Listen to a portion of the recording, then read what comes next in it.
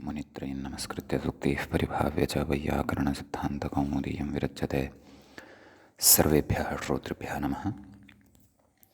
अस्माभिः गतपाठे यद्यत् पठितं तद् एकवारं स्मरामः।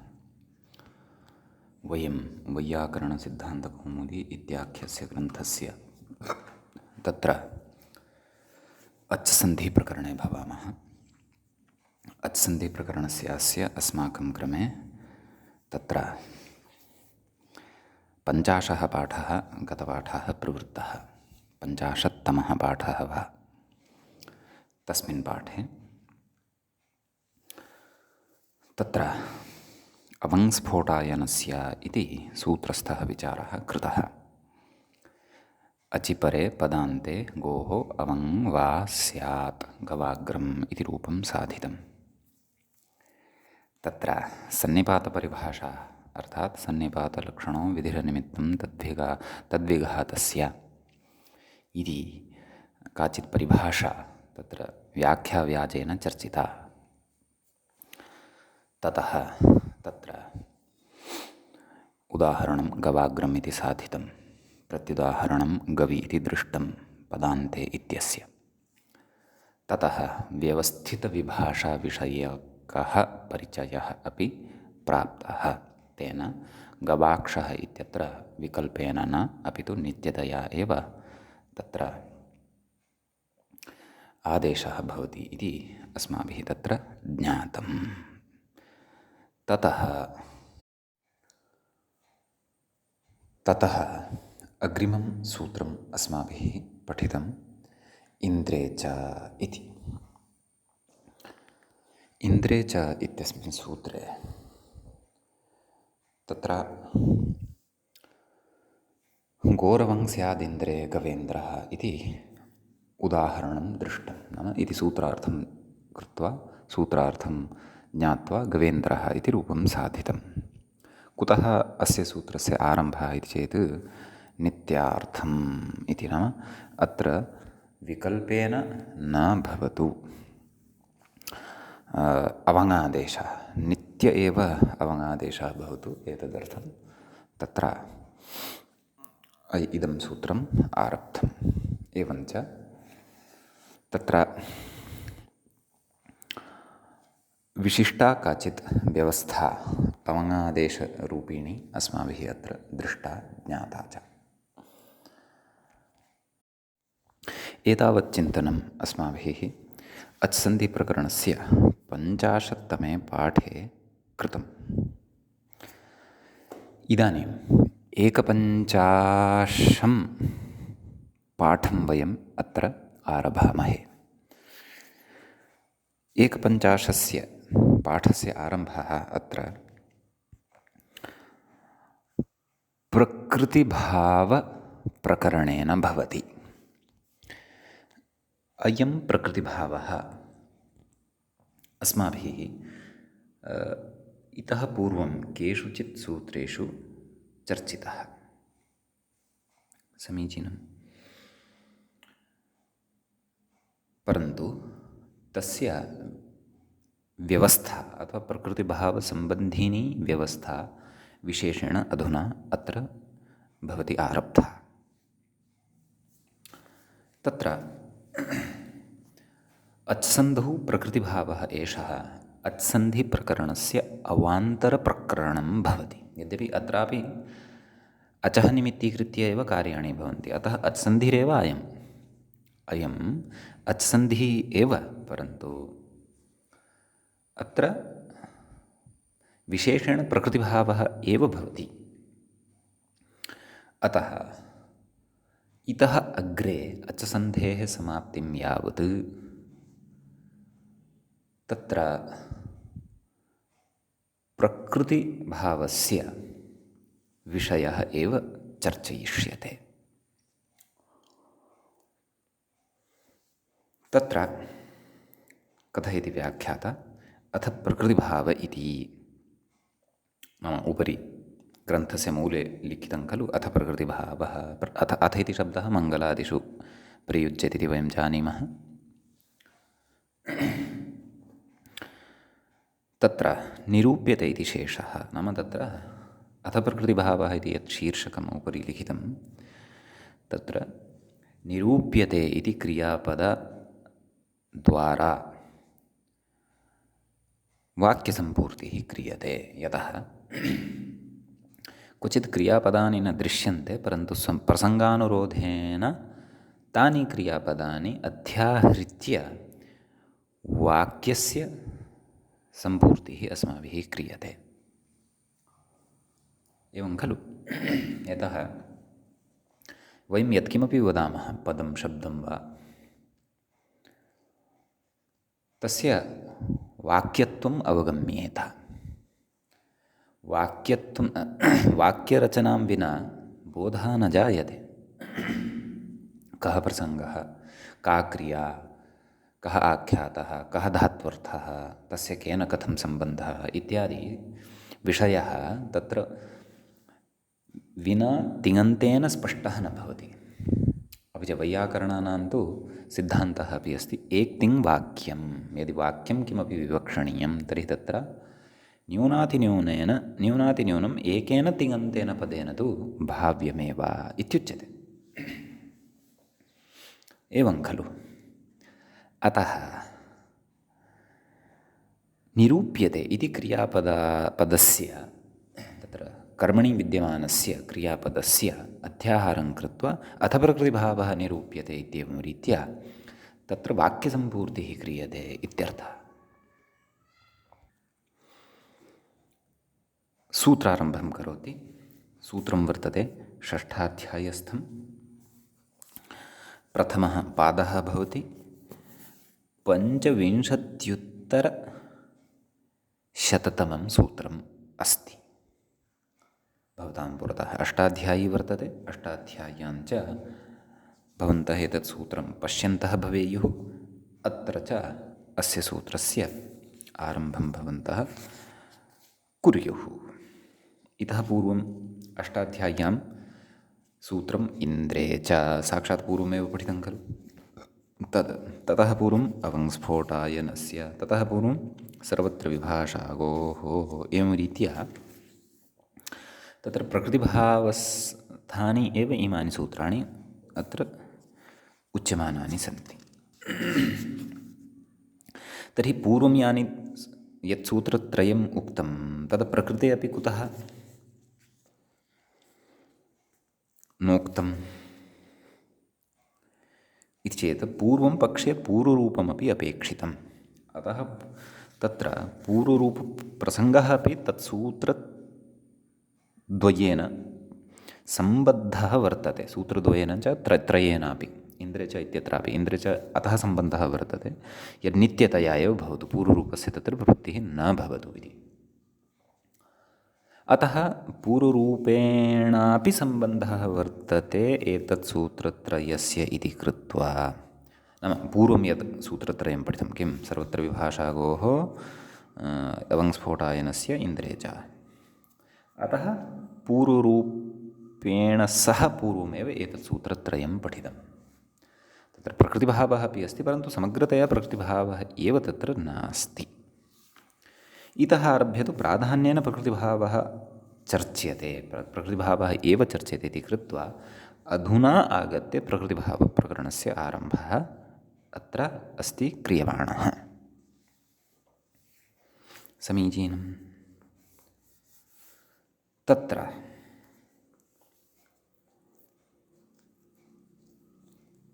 सूत्रं प्लुतपरगृह्या अचिनित्यम् इति। सूत्रस्य पदच्छेदं, पदपरिचयं पश्यामः। प्लुतपरगृह्याः तत्र यलोपः जातः वर्तते मध्ये। लोपशाकल्यस्य इति पठितं खलु? प्लुतपरगृह्या बहुवचने कः प्रत्ययः? जस्। तस्य अस् अविशिष्यते, पूर्वसवर्णदीर्घः भवति। प्लुतपरगृह्यास् अचि इति स्थितिः भवति। सस्थाने रुस्थाने य, पदान्ते लभ्यते अयं य, अतः लोपशाकल्यस्य इत्यनेन तस्य लोपः भवति विकल्पेन। अतः प्लुतपरगृह्या अचिनित्यम् इत्युच्यते। यद्यपि प्लुतप्रगृह्याः अचिनित्यम् इत्यपि वक्तुं शक्यते। शाकल्यमतलोपः एषः। शाकल्यमतद्वारा अयं लोपः विधीयते इति। आम्, ऋत्वविधानं रोः यत्त्वविधानं तु अस्माभिः अग्रे पठिष्यते। समीचीनम्। ततः तत्र द्वितीयं पदमस्ति अचि। अच् इत्यस्य सप्तमीविभक्तेः एकवचनं भवति। तस्मिन् इति निर्दिष्टे पूर्वस्य इति परिभाषा अत्र उपतिष्ठते। ततः अग्रिमं पदं नित्यं।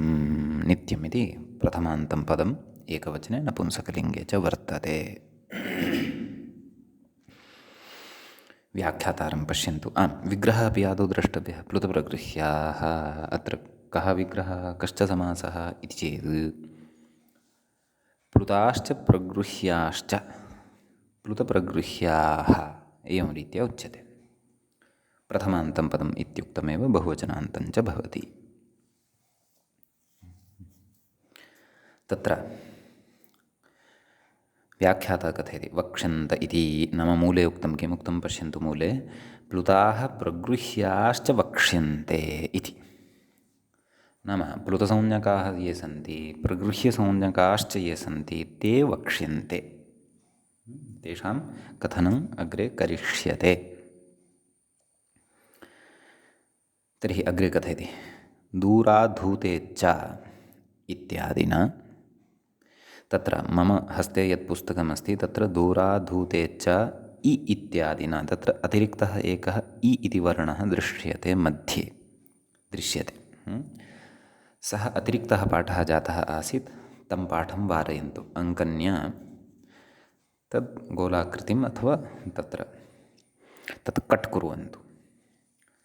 तद् अनपेक्षितः पाठः जातः अस्ति मध्ये इ दूराद्धूते च इ इत्यादिना इति खलु जातमस्ति। तन्न अत्र एवं वाक्यम् अवगच्छन्तु दूराद्धूते च इत्यादिना एवं रीत्या।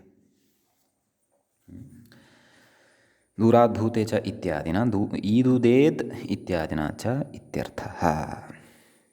ईदुदेद्विवचनं प्रगृह्यं सूत्रं भवद्भिः श्रुतम् अस्ति, पठितम् अस्ति अष्टाध्याय्याः प्रथमे एव पादे प्रथमाध्यायस्य। समीचीनम्। तर्हि तत्र दूराद्धूत नाम किमुक्तं नाम सूत्रार्थकरणसमये कथम् आरम्भं कुर्वन् अस्ति। प्लुताः प्रगृह्याश्च वक्ष्यन्ते। नाम तत्र दूराद्धूते च इत्यादीनि कानिचन सूत्राणि वर्तन्ते, तैः प्लुतविधानं क्रियते। तत् प्लुतविधानम् अग्रे वक्ष्यते। प्रगृह्याश्च प्रगृह्यसंज्ञकाः केचन भवन्ति। ते प्रगृह्यसंज्ञकानि च कानिचन ईदुदेद्विवचनं प्रगृह्यम् इत्यादीनि कानिचन सूत्राणि वर्तन्ते, तैः प्रगृह्यसंज्ञा कथयिष्यते। ततः प्रकृत्येति नाम तत्र मूले पश्यन्तु ते अचि परे नित्यं प्रकृत्या स्युः। नाम के प्लुतसंज्ञकाः सन्ति ये नाम यस्य प्लुतसंज्ञा विहिता वर्तते सः वर्णः, यस्य च प्रगृह्यसंज्ञा उक्ता वर्तते सः वर्णः। अचि परतः नाम अच् यदा परतः भवति तदा नित्यं प्रकृत्या स्युः। नाम नित्यतया एव तत्र प्रकृतिभावः भवति इत्यर्थः। एवं खलु। अतः तत्र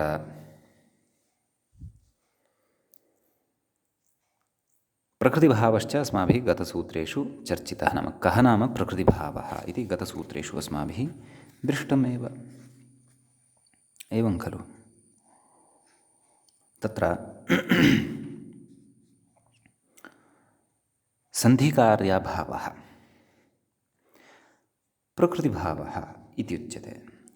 निर्विकाररूपेण अवस्थानं प्रकृतिभावः अर्थात् सन्ध्यभावः इति। तत्र पूर्वमेका पङ्क्तिः आगता आसीत् लुतिसवर्णे लुवा इति व्याख्यानान्ते तत्र उक्तं खलु इह उभयत्राभिरुच्यकः इति पाक्षिकः प्रकृतिभावः वक्ष्यते। तस्य व्याख्यायां प्रकृतिभावस्य लक्षणम् उक्तवान् किं निर्विकारस्वरूपेण अवस्थानम् इत्यर्थः। नाम सन्ध्यभावः, नाम सन्धिर्न भवति इत्यर्थः। यत्र प्रकृतिभावः उक्तः तत्र सन्धिकार्यं न भवति। नाम सन्धिजन्यं विकारं तत्र वयं कर्तुं न शक्नुमः। सन्धिजन्यः विकारः तत्र न भवति, परन्तु प्रकृतिभावः निर्विकाररूपेण अवस्थानं, नाम निर्विकाररूपेण या अवस्था भवति सा अवस्था प्रकृतिभावः इत्युच्यते। प्रकृतिभावः व्याकरणे तु अयम् अर्थः। वस्तुतः लोके अपि विद्वांसः तत्र एतमर्थं स्वीकुर्वन्ति। व्याकरणगतार्थं न, परन्तु व्याकरणगतः अर्थः यः प्रकृतिभावस्य प्रकृते वर्तते तत्सदृशम् अर्थं लोके अपि प्रयुञ्जते केचन कवयः। तत्र कस्यचित् कवेः वचनं सरीस्मरीमि, सरीस्मरीमि नाम पुनः पुनः स्मरामि। वचनम् एवं भवति, विकारहेतोः न विक्रियन्ते चेतांसि येषां त एव धीराः इति। नाम कामादिविकारपूर्त्यर्थं येषां चेतांसि न विक्रियन्ते, अथवा यैः स्वकीयानि चेतांसि न विक्रियन्ते, येषां चेतसां विक्रयणं न भवति। नाम लघुम् अवसरमपि दृष्ट्वा तत्रैव स्वकीयं धर्मं, स्वकीयम् अस्तित्वं, स्वकीयं मानं, स्वाभिमानम्, अभिमानं सर्वं विक्रीय पतिताः भवन्ति। विक्रयणम् एव कुर्वन्ति आत्मनः। तत् न क्रियते यैः अस्मिन् जगति, अस्मिन् लोके। नाम विकारस्य सम्पूर्त्यर्थं क्षणिकस्य मोहस्य वशीभूतैः सन्तः क्षणिकस्य सुखस्य लाभार्थम् अधर्ममार्गे चलन्तः ये येषां चेतांसि विक्रीतानि न भवन्ति त एव धीराः। वस्तुतः ते एव अस्मिन् लोके वस्तुतः धीराः सन्ति इति कश्चन कविः कथयति इति मया अत्र स्मृतम्। अतः सः प्रकृतिभावः। नाम किम् अत्रापि किं व्याकरणे किं लक्षणम् उच्यमानमस्ति, निर्विकाररूपेण अवस्थानं। नाम तत्र उभयोः शब्दयोः सन्धेः अवसरः वर्तते, परन्तु सः सन्धिः न भवति। निर्विकाररूपेण यथा ते सन्ति तथैव तिष्ठन्ति ते शब्दाः, तत्र परिवर्तनं न भवति। एवमेव लोके धीराः के, येषां चेतसु, येषां चेतांसि विकाराधीनानि न जायन्ते, प्रकृतिभावः नाम एकस्मिन्नेव समत्वभावे एव सर्वदा तिष्ठन्ति, ते धीराः इति। यद्यपि नायं प्रसङ्गः अत्रत्यः, परन्तु लक्षणं यदुक्तं पूर्वं निर्विकाररूपेण अवस्थानं तद् लक्षणं पठित्वा किञ्चिदत्र बुद्धौ आयातम्, अतः भवद्भिः सह किञ्चित् तच्चर्चितं भवतु। प्रकृतिम् अनुसरामः। प्रकृते तु शब्दाः सन्ति, शब्देषु सन्धिकार्यं, सन्धेः च अभावकार्यम् अस्माभिः अत्र क्रियमाणं वर्तते। अत्र तादृशविक्रयणादिप्रसङ्गः नास्ति, परन्तु निर्विकाररूपस्थितिः अत्र वर्णानां प्रकृतिभावे भवति, अर्थात् सन्धिकार्यं न भवति इत्यर्थः। तच्च विविधैरुदाहरणैः अग्रे स्फुटं भविष्यति अनुपदमेव। समीचीनम्। प्रकृत्येति नाम प्रकृत्या स्युः, नाम प्रकृतिभावेन स्युः, नाम विकारं न प्राप्नुयुः। कुतः अयमर्थः आगतः प्रकृत्या इति चेत् तत्र उच्यते अग्रे व्याख्यात्रा प्रकृत्यान्तः पादमव्यपरे इति एकं सूत्रम्। अष्टाध्याय्यां भवन्तः तत्रैव यदि प्लुतप्रगृह्य अचिनित्यमित्यतः प्राक्तनानि सूत्राणि परिशील्यं चेत् तत्रैव एकं सूत्रं लभ्यते प्रकृत्यान्तः पादमव्यपरे इति। तेन सूत्रेण प्रकृत्या इत्यस्य अनुवर्तनम् अत्र भवति। समीचीनम्। कथयति अग्रे तस्मात् सूत्रात् प्रकृत्या इति अनुवर्तते, अतः प्रकृतिभावः भवति इति सूत्रार्थे प्रकृत्या स्युः इत्युच्यते। अग्रे कथयति प्रकृत्या अर्थात् इति नोक्तं तद् मया भवतां सारल्याय उच्यमानं वर्तते। प्रकृत्या अर्थात् स्वभावेन अवस्थिताः, नाम स्वभावेन तेषां स्वाभाविकी या अवस्था वर्तते ताम् अवस्थां प्राप्ताः अवस्थिताः स्युः इत्यर्थः इति अयम् अर्थः भवति प्रकृतिभावस्य इति। इतोपि स्पष्टीकरणं कुर्वन् कथयति सन्धयो न भवन्ति इति यावत् इति। नाम सन्धयः न भवन्ति, नाम सन्धिकार्यं न भवति। कदा न भवति?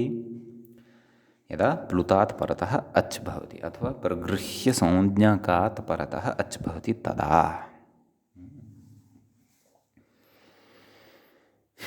तत्र उभयोः एकमेकम् उदाहरणं ददाति। नाम प्लुतः परतः यदा अच् भवति तदा सन्धिकार्यं न भवति, प्रगृह्याच्च परतः यदा अच् भवति तदापि सन्धिकार्यं न भवति इति एकमेकम् उदाहरणं यच्छति। एहि कृष्ण अत्रेति मूले पश्यन्तु। एहि कृष्ण अत्र गौश्चरति इत्युच्यते। तर्हि वाक्यं पश्यन्तु। वाक्ये कः वर्णः प्लुतः दृश्यते? कृष्ण इत्यत्र णकारोत्तरवर्ती यः अकारः सः अकारः प्लुतः दृश्यमानः अस्ति वा न वा? सः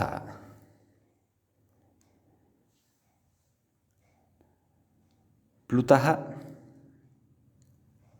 अस्ति। केन अस्ति? केन सूत्रेण भवति? तत् सूत्रम् अग्रे पठिष्यते। व्याख्यात्रा अस्मत् सौकर्यार्थं तत् सूत्रमुच्यमानमस्ति, अतः व्याख्यायां पश्यन्तु। दूराद्धूते च इति णकारादकारः प्लुतः। सूत्रम् अचिरेण पठिष्यते दूराद्धूते च। तत्र णकारात् यः अकारः, नाम णकारात् परतः विद्यमानः यः अकारः सः प्लुतसंज्ञकः अस्ति। कथयति तस्य अकारे न सवर्णदीर्घः, नाम तस्मात् परतः अच् अस्ति खलु। अत्र इति अस्ति खलु, तस्य यः अकारः सः अच्, सः कस्मात् परतः? प्लुतात् परतः। अतः प्लुतप्रगृह्य अचिनित्यम् इत्यनेन अत्र नित्यतयैव प्रकृतिभावः भवति। तन्नाम कृष्ण इत्यत्र यः प्लुतः अत्र इत्यस्य च यः इत्यनयोः मध्ये सवर्णदीर्घो न भवति। अन्यथा एहि कृष्णात्र गौश्चरति इति अनिष्टः प्रयोगः स्यात्। समीचीनम्। अग्रे हरि एतौ इति अग्रे प्रगृह्यात् परतः प्रगृह्यात् अचि परतः तत्र प्रकृतिभावस्य उदाहरणम् अग्रे प्रस्तौति। किं कथयति? हरि एतौ इति तत्र कथयति अग्रे अत्र हरि इति हरिशब्दस्य प्रथमाविभक्तेः द्विवचनान्तं रूपं भवति। द्वितीयायां विभक्तौ अपि भवितुम् अर्हति। एतौ इति प्रथमाविभक्तेः द्विवचनान्तमपि भवति, द्वितीयाविभक्तेः द्विवचनान्तमपि भवति। अतः उभयत्रापि अत्र नाम अस्मिन् प्रयोगे विभक्तिद्वयमपि चिन्तयितुं शक्यते। आम्, प्रसङ्गभेदेन वाक्यभेदः भविष्यति। यथा प्रथमाम् उपयुज्य यदि अहं वाक्यं वदामि तर्हि वाक्यम् एवं भविष्यति। हरि एतौ अत्र उपविशतः एवं। यदि द्वितीयाम् उपयुञ्जे तर्हि हरि एतौ अहं पश्यामि, तदा तत्र द्वितीया भवति। उभयथापि तत्र प्रथमा वा भवतु द्वितीया वा भवतु प्रगृह्यसंज्ञायै यदपेक्षितं तद् यदि अस्ति तर्हि तस्य हरि इत्यत्र विद्यमानस्य ई इति वर्णस्य प्रगृह्यसंज्ञा भवति। सूत्रं किं तदर्थं व्याख्याता कथयति।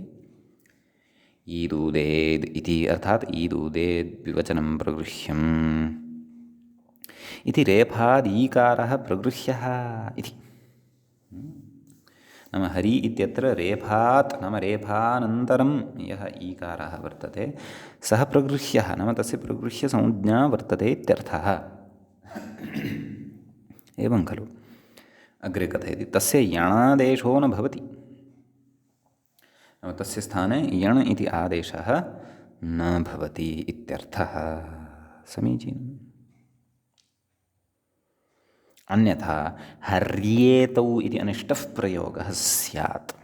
सः यणयुक्तः अनिष्टः प्रयोगः अत्र यथा न स्यात् तदर्थम् उच्यते प्लुतप्रगृह्य अचिनित्यं प्रगृह्यसंज्ञकः यः अयम् ईकारः द्विवचनस्थः ईदुदेद्विवचनं प्रगृह्यम् इत्यादि सूत्रेण प्राप्तप्रगृह्यसंज्ञकः तस्मात् परतः अच् वर्तते ए अतः अत्र परस्परं नाम द्वयोः पदयोः मध्ये यणसन्ध्याख्यः विकारः न भवति। निर्विकारेण एव अवस्थानं भवति अर्थात् सन्ध्यभावः एव भवति इत्यर्थः। समीचीनम्। अग्रे किं कथयति तत् पश्यामः। सर्वत्र विभाषा इति पूर्वसूत्रे विभाषा इत्यस्य अस्वरितत्वादेव निवृत्तिसिद्धेः इह नित्यग्रहणं किमर्थम् इत्यतः पृच्छति किं नित्यम् इति किम्। अस्तु नित्यमिति किम् इत्यस्य व्याख्यानं करिष्यते परन्तु या अवतरणिका उपस्थापिता व्याख्यात्रा तस्याः अर्थः आदौ स्पष्टीकर्तव्यः। पुनः पश्यन्तु पङ्क्तिं। सर्वत्र विभाषा इति सूत्रे विभाषा इत्यस्य नाम तत्र सर्वत्र विभाषा गोः इति पूर्वं सूत्रं पठितं खलु। तस्मिन् सूत्रे विभाषा इति पदमस्ति खलु। तत्पदम् अस्वरितत्वं भजते नाम तस्मिन् पदे स्वरितवर्णः नास्ति। अस्तु तेन किम् अस्वरितत्वम् अस्ति यदि तेन किम्। तेन इदं यत् स्वरितयुक्तानि यानि पदानि भवन्ति तानि पदानि अनुवृत्तिपरतया अग्रे गच्छन्ति अथवा तेषाम् अधिकारः अग्रे अग्रिमसूत्रेषु सङ्क्रान्तः भवति इत्ययं विषयः अस्माभिः परिभाषाप्रकरणस्य अन्ते स्वरितेनाधिकारः इत्यत्र पठितः अयं विषयः। अतः भवन्तः स्मरेयुः।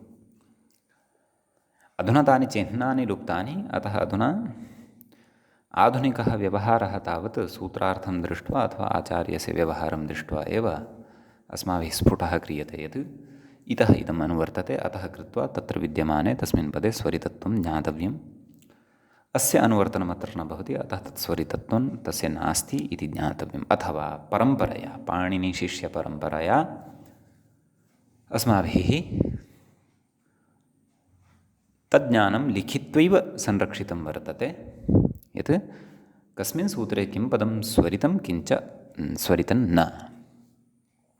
अत्रापि परम्परया अस्माभिः ज्ञातं वर्तते यत् सर्वत्र विभाषा गोः इत्यत्र विभाषा इति यत् पदं वर्तते तत्पदं स्वरितं नास्ति नाम तत्र स्वरितस्वरः नास्ति तस्य अस्वरितत्वम् अस्ति। अस्वरितत्वं यदि अस्ति तर्हि ततः विभाषा इति पदं प्लुतप्रगृह्य अचिनित्यम् इति सूत्रं प्रति नागच्छति तर्हि विभाषा इति पदमत्र नागच्छति इति यदि तर्हि विकल्पेन प्रकृतिभावस्य अत्र अर्थः अपि समुत्पन्नः न भवति।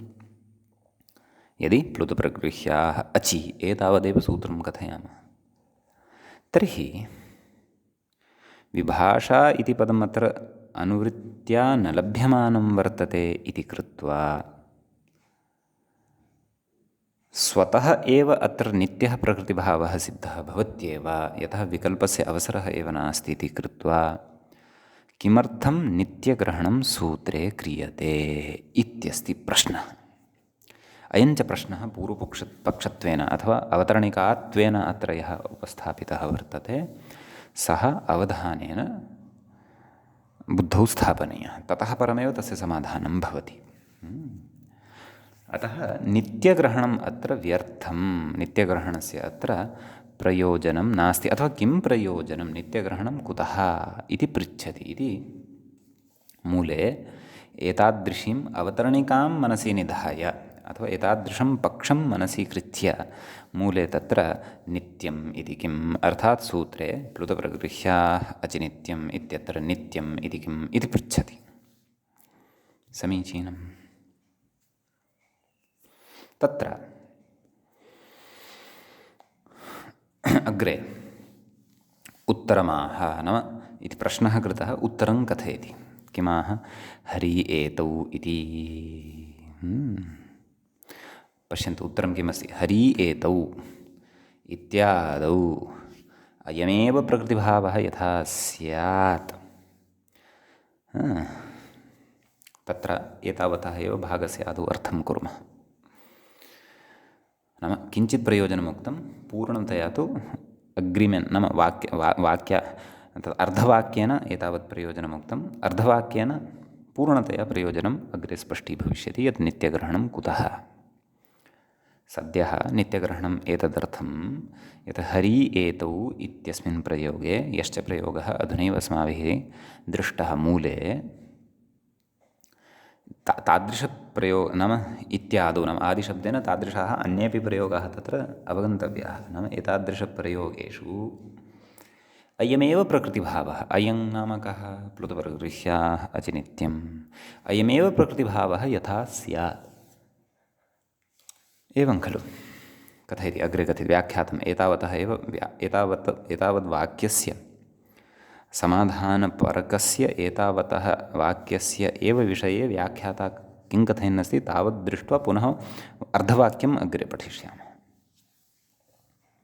कथयति नित्यग्रहणे सत्येव हरि एतौ इत्यादौ प्लुतप्रगृह्या अचिनित्यम् इत्ययमेव केवलः प्रकृतिभावः स्यादित्यर्थः। नाम प्लुतप्रगृह्याः अचिनित्यम् इत्यनेन सूत्रेण हरि एतौ इत्यत्र यः प्रकृतिभावः उच्यमानः वर्तते सः एव प्रकृतिभावः स्यात्। नाम प्लुतप्रगृह्याः अचिनित्यम् इत्यनेन उच्यमानः एव प्रकृतिभावः अत्र स्यात्। केवलः अयमेव प्रकृतिभावः अत्र स्यात्। कश्चन अन्यः प्रकृतिभावः अत्र यदि प्राप्यमाणः स्यात् सः न स्यात्। अन्यः कः प्राप्यमाणः भवति तत्तु ज्ञास्यते अग्रे। कथयति यथा शब्दः योग्यतायां, तत्र नाम पङ्क्तौ यः यथा इति शब्दः प्रयुक्तः, पङ्क्तौ पश्यन्तः सन्ति खलु, हरि एतौ इत्यादौ अयमेव प्रकृतिभावः यथा, यथा इति शब्दः अथवा यथा इति अव्ययं योग्यतार्थे अपि उपयुज्यते। तत्र योग्यतार्थे अपि उपयुज्यते इति एतत् सम्बद्धानि उदाहरणानि तत्र अव्ययीभावसमासप्रकरणे अपि अस्माभिः ज्ञास्यन्ते। समीचीनम्। तर्हि किमुच्यते यथा शब्दः योग्यतायाम्, अग्रे कथयति अयमेव प्रकृतिभावः प्राप्तुं योग्यः। नाम अयमेव प्रकृतिभावः अत्र कः, अयं नाम अयं कः प्लुतप्रगृह्या अचिनित्यम् इत्यनेन सूत्रेण विधीयमानः प्रकृतिभावः अत्र प्राप्तुं योग्यः अस्ति। स च नित्यग्रहणे सति, प्लुतप्रगृह्या अचिनित्यम् इत्यस्मिन् सूत्रे नित्यग्रहणे सति प्राप्नुयादित्यर्थः। नाम नित्यग्रहणे सति एव तस्य प्राप्तिः भवति, अन्यथा न। कथयति एवम् अग्रे एवम् अग्रे एवं जातीयकेषु इति।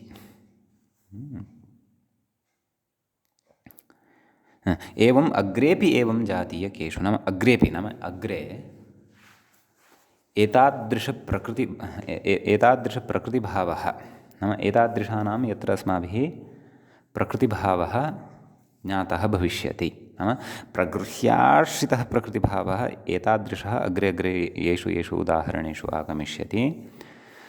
तत्र तत्र सर्वत्रापि पृथुप्रगृह्य अचिनित्यम् इत्यनेन विधीयमानः एव प्रकृतिभावः यथा स्यात् तदर्थं तत्र नित्यम् इति पदस्य ग्रहणं सूत्रे कृतं वर्तते इति अत्र उक्तं। तर्हि तत्र कथयति एव शब्दव्यवच्छेद्यं दर्शयति इति। तत्र एवकारः गृहीतः खलु नाम हरि एतौ इत्यादौ अयमेव प्रकृतिभावः यतः सति एव शब्दप्रयोगेण किं ज्ञायते नाम कश्चन अन्यः अपि प्रकृतिभावः अत्र प्राप्तः भवति एवं खलु। सः अन्यविधः यः प्रकृतिभावः अत्र प्राप्यमाणः भवति सः न प्राप्तः भवतु एतद् वक्तुं तत्र एव ग्रहणं सूत्रे कृतम्। अतः एव शब्दव्यवच्छेद्यं नाम एव इति शब्देन व्यवच्छेद्यते यः अन्यः प्रकृतिभावः व्यवच्छेद्यते नाम अवरोध्यते अथवा ज्ञाप्यते यः प्रकृतिभावः अत्र अथवा यस्य प्रकृतिभावस्य अत्र प्राप्तिः ज्ञाप्यते प्राप्तिः तस्य भवति परन्तु तस्य निवृत्तिः अपि क्रियते नित्यग्रहणसामर्थ्यात्। अतः सः तादृशः कः प्रकृतिभावः यः अत्र अन्यः अपि प्राप्तः भवति यस्य च निवृत्त्यर्थम् अत्र नित्यग्रहणं क्रियते इति चेत् तत्र उच्यते इक इति। मूले पश्यन्तु इकः असवर्णे शाकल्यस्य अस्माभिः अग्रिममेव सूत्रम् इदम् अचिरेण पठिष्यते। कथम् इको सवर्णे शाकल्यस्य इति कथयति। मूले पश्यन्तु इति ह्रस्वसमुच्चितः मा भूत् इति। तत्र ह्रस्वसमुच्चितः एतदनन्तरं प्रकृतिभावः इत्यपि तत्र अध्याहृत्य शब्दः योजनीयः अथवा अनुषङ्गतया सः अपि शब्दः प्रकृतिभावः इति शब्दः तत्रापि योजनीयः। समीचीनम्। अस्य व्याख्यानं करोति नाम व्याख्यापङ्क्तेः दर्शनादपि पूर्वमत्र सरलैः वचोभिः कथयामि चेत् इको सवर्णे शाकल्यस्य ह्रस्वश्च इत्यनेनापि हरि एतौ इत्यत्र प्रकृतिभावः प्राप्तः भवति परन्तु सः प्रकृतिभावः अत्र नापेक्षितः। अत्र नाम क्व हरि एतौ इत्यत्र नापेक्षितः इत्यत्र तु तत्र प्लुतप्रगृह्य अचिनित्यम् इत्यनेन विधीयमानः एव नित्यः प्रकृतिभावः अपेक्षितः इति कृत्वा तत्र नित्यम् इति ग्रहणं कृतम् इत्युच्यते। यद्यपि इको सवर्णे शाकल्यस्य ह्रस्वश्च इति सूत्रं विस्तरेण अस्माभिः अचिरेण सद्यः एव पठिष्यते यतः तद् अग्रिमं सूत्रं तदेव भवति इति कृत्वा। समीचीनम्। तर्हि किं कथयति व्याख्यातारं पश्यन्तु इको सवर्णे शाकल्यस्य ह्रस्वश्च इति वक्ष्यमाणः ह्रस्वसमुच्चितः प्रकृतिभावः नाम तेन सूत्रेण वक्ष्यते यः ह्रस्वसमुच्चितः प्रकृतिभावः मा भूत् नाम सः न भवेत् मा भूत् अर्थात् न भवेत् इति। मूले पश्यन्तु मूले उक्तं खलु इको सवर्णे इति ह्रस्वसमुच्चितो मा भूत् अतः इको सवर्णे शाकल्यस्य इत्यनेन सूत्रेण ह्रस्वसमुच्चितो प्रकृतिभावः न भवेत्। एतदर्थं तत्र नित्यम् इति ग्रहणं कर्तव्यं क्व प्लुतप्रगृह्य अचिनित्यम् इत्यत्र।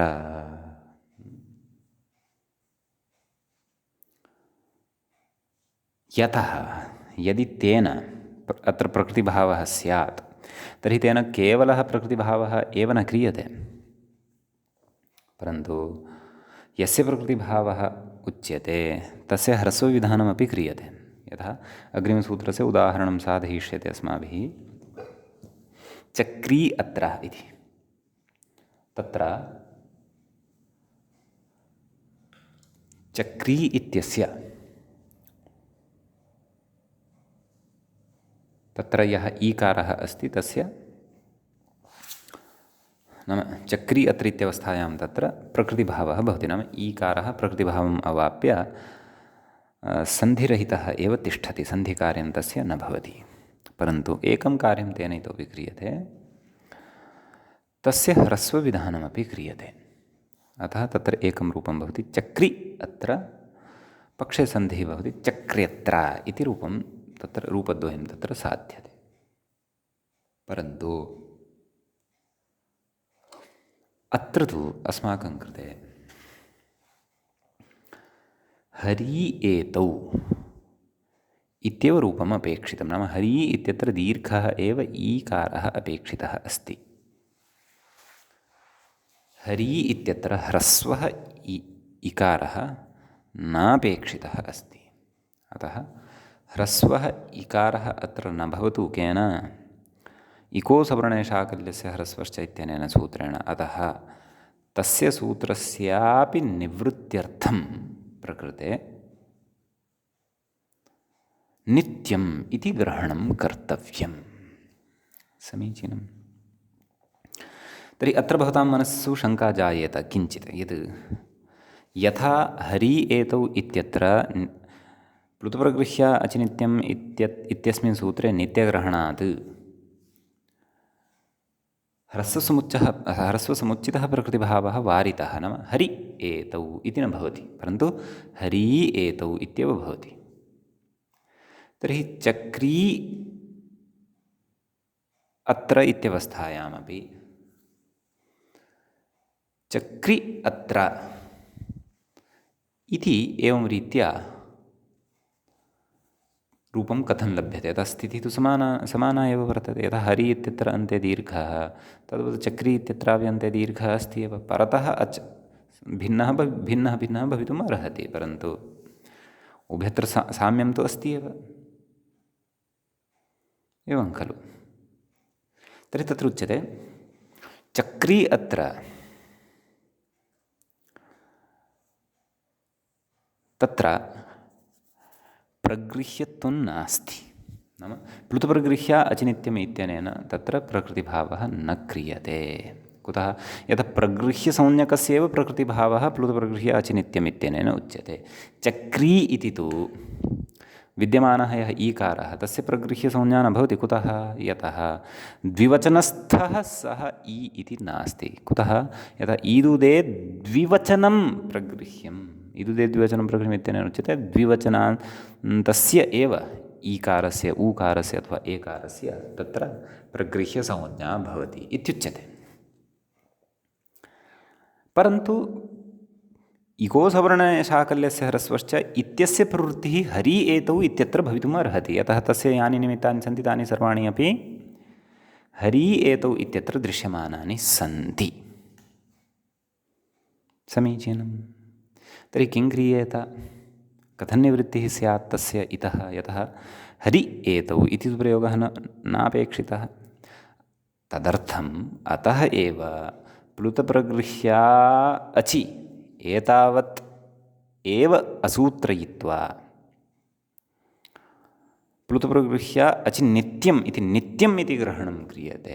यद्यपि नित्यम् इति ग्रहणाभावे अपि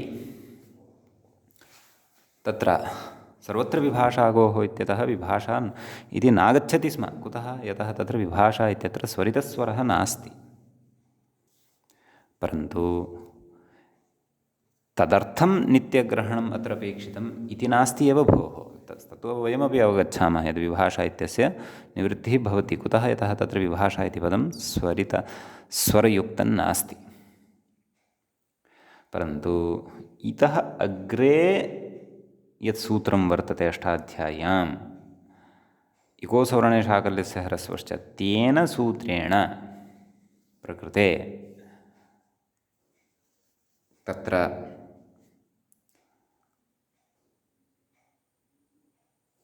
ह्रस्वः यथा न जातः स्यात् हरि एतौ इति तदर्थं नित्यग्रहणं कर्तव्यम् इति आशयः। व्याख्यातारं पश्यन्तु किमुक्तवान्। इको सवर्णे शाकल्यस्य ह्रस्वश्च इति वक्ष्यमाणः ह्रस्वसमुच्चितः प्रकृतिभावः मा भूत् अर्थात् न भवेत् इति। कुतः न भवेत् इति अर्थः लभ्यते? तत्र उच्यते माङिलुङ् सर्वलकारापवादः इति। माङ्युपपदे धातोः लुङ्लकारः भवति, स च लुङ्लकारः सर्वेषां लकाराणाम् अपवादः वर्तते। नाम सर्वेपि तत्र अन्ये ये लकाराः विहिताः वर्तन्ते लट् लिट् लुट् इत्यादयः तेषां तान् सर्वानपि प्रबाध्य माङिनुङ् इति प्रवर्तते। नाम तेषु सर्वेष्वपि अर्थेषु माङिनुङ् इति भवितुम् अर्हति। अतः प्रकृते न भूत् मा भूत् इत्यस्य न भवेत् इत्यपि अर्थः भवितुम् अर्हति इत्येतं विषयं वयम् इतोपि विस्तरेण ससूत्रं तिङन्तप्रकरणे ज्ञास्यामः। समीचीनम्। आम्, तर्हि न भवेत् इत्यस्य अर्थः उक्तः माङिनुङ् नाम न भूत् इत्यस्य अर्थः उक्तः न भवेत्। तत्र च माङिनुङ् सर्वलकारापवादः इत्यपि कश्चन विषयः उक्तः। अग्रे कथयति अकृते नाम नित्यग्रहणे कृते तु न ततः पूर्वं प्राक्तनपङ्क्तौ किं कथयति अकृते सति नित्यग्रहणे यदि नाम नित्यम् इत्यस्य पदस्य यदि ग्रहणं न क्रियेत क्व प्लुतप्रगृह्याः अचिनित्यम् इत्यत्र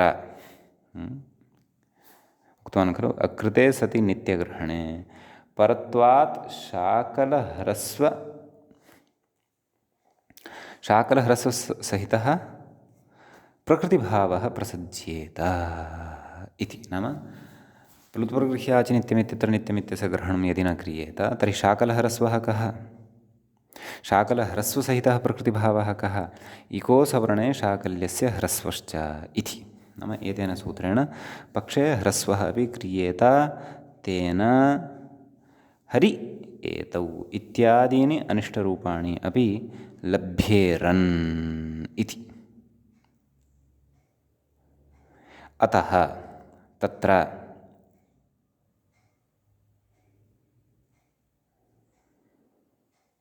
एवं रीत्या कश्चन विशेषः उच्यते। नाम नित्यग्रहणस्य अत्र विशेषः उच्यते। अग्रे कथयति किम् नित्यग्रहणे तु एवं खलु नाम यदि नित्यग्रहणं कृतं तदा तु नित्यग्रहणे कृते तु तत्सामर्थ्यादेव नाम नित्यग्रहणसामर्थ्यादेव परमपि शाकलं ह्रस्वसमुच्चितं प्रकृतिभावं नाम इको सवर्णे शाकल्यस्य ह्रस्वश्च इत्यनेन यः प्रकृतिभावः क्रियते यस्य प्रकृतिभावानन्तरं तत्र ह्रस्वविधानमपि भवति। अतः तत्र नाम नित्यग्रहणे तु तत्सामर्थ्यादेव परमपि शाकलं ह्रस्वसमुच्चितं प्रकृतिभावं नाम इको सवर्णे शाकल्यस्य ह्रस्वश्च इत्यनेन यः प्रकृतिभावः क्रियते तं प्लुतप्रगृह्याः इति केवलः प्रकृतिभावः बाधते इत्यर्थः। नाम प्लुतप्रगृह्याः अचिनित्यम् इति योऽयं केवलः प्रकृतिभावः वर्तते सः बाधते नाम सः प्रबाध्य प्रवर्तते प्रबाध्य तिष्ठति प्रवृत्तिं करोति इत्यर्थः। समीचीनम्। अतः कारणात् सूत्रे नित्यम् इति ग्रहणं क्रियते इति अर्थः अत्र भवति कश्चन स्पष्टताम् अर्थं अर्थः अयं गच्छति। एवं किल इति एतावान् विशेषः अस्मिन् सूत्रे वर्तते। इदानीं वयम् इतः अग्रिमं सूत्रं द्रक्ष्यामः। इको सवर्णशाकल्यस्य ह्रस्वश्च नाम एतावता ये विचाराः कृताः अस्माभिः नाम इको सवर्णशाकल्यस्य ह्रस्वश्च इत्यस्यापि सूत्रस्य तत्र अपेक्षा जाता। क्व प्लुतप्रगृह्य अचिनित्यम् इत्यस्य नित्यम् इति पदग्रहणचारितार्थ्याय तदर्थम् इको सवर्णशाकल्यस्य ह्रस्वश्च इत्यस्य सूत्रस्य अर्थस्य उदाहरणावगमस्य च अपेक्षा भवति। अतः नूनमेव भवन्तः इदानीम् अग्रे पठिष्यमाणं यत् सूत्रं वर्तते येन शाकल्यह्रस्वः विधीयते नाम शाकल्यऋषेः मते ह्रस्वः येन विधीयते तस्य अर्थं विज्ञाय अस्माभिः पूर्वं यः सिद्धान्तः विचारितः नित्यम् इति किम् इत्यादौ अतः तस्मिन् विचारे इतोपि पूर्णतया भवतां स्पष्टता भविष्यति। अतः अग्रिमं सूत्रं वयं पश्यामः। सूत्रमेवं भवति इको सवर्णे शाकल्यस्य ह्रस्वश्च इति।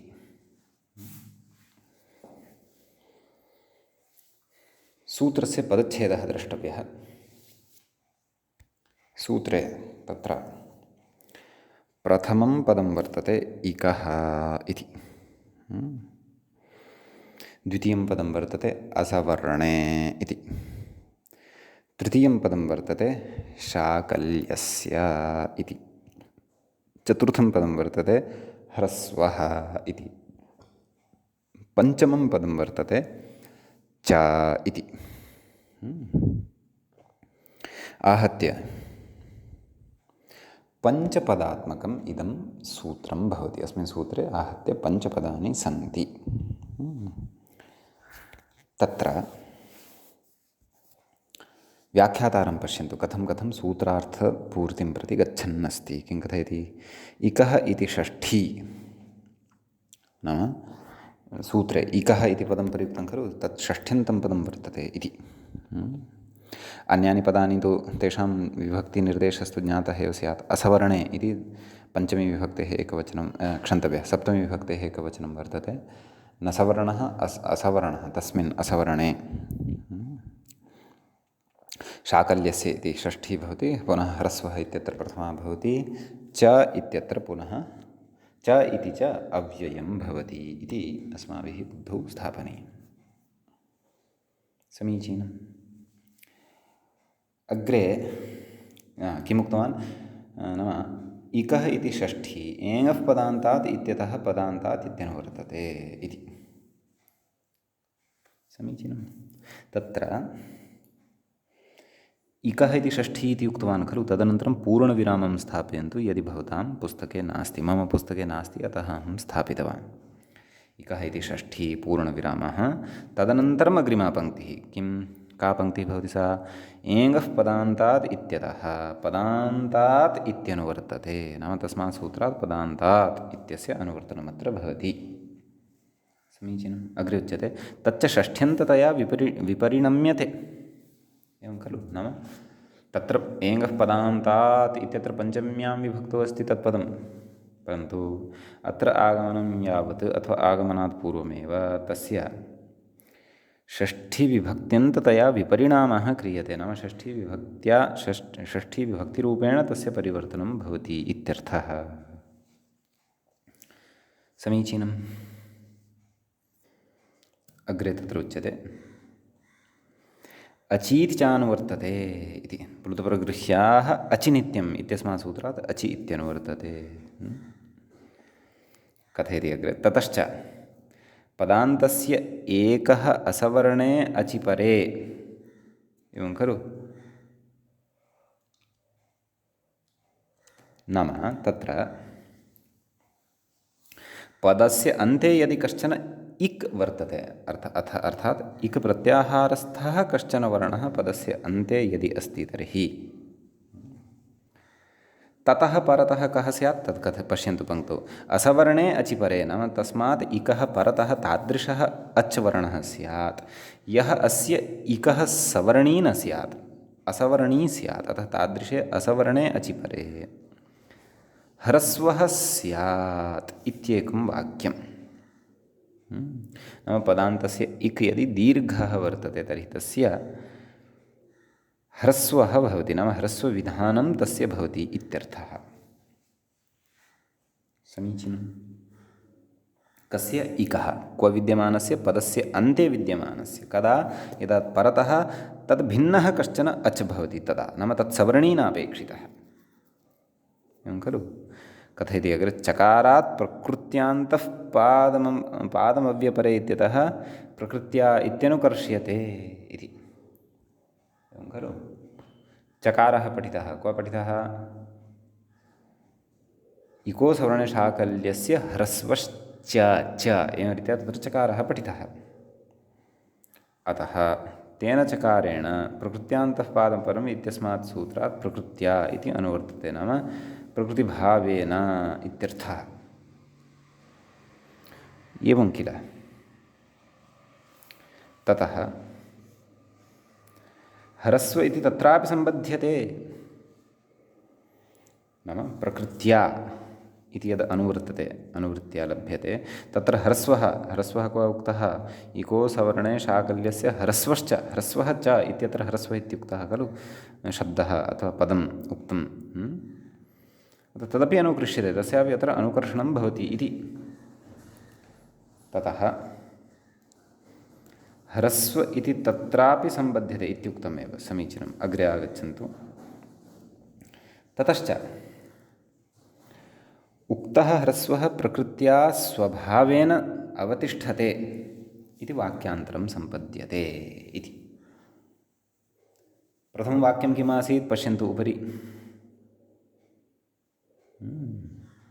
नाम पदान्ते विद्यमानः यः इकवर्णः सः असवर्णे अचि परतः ह्रस्वः स्यात् इति एकं वाक्यं समीचीनम् अपरं वाक्यं किं ततश्च उक्तो ह्रस्वः प्रकृत्या स्वभावेन अवतिष्ठते नाम यः ह्रस्वः उक्तः वर्तते सः प्रकृत्या स्वभावेन अवतिष्ठते इति वाक्यान्तरं सम्पद्यते इति अन्यत् किञ्चन वाक्यम् अत्र सम्पन्नं भवति इत्यर्थः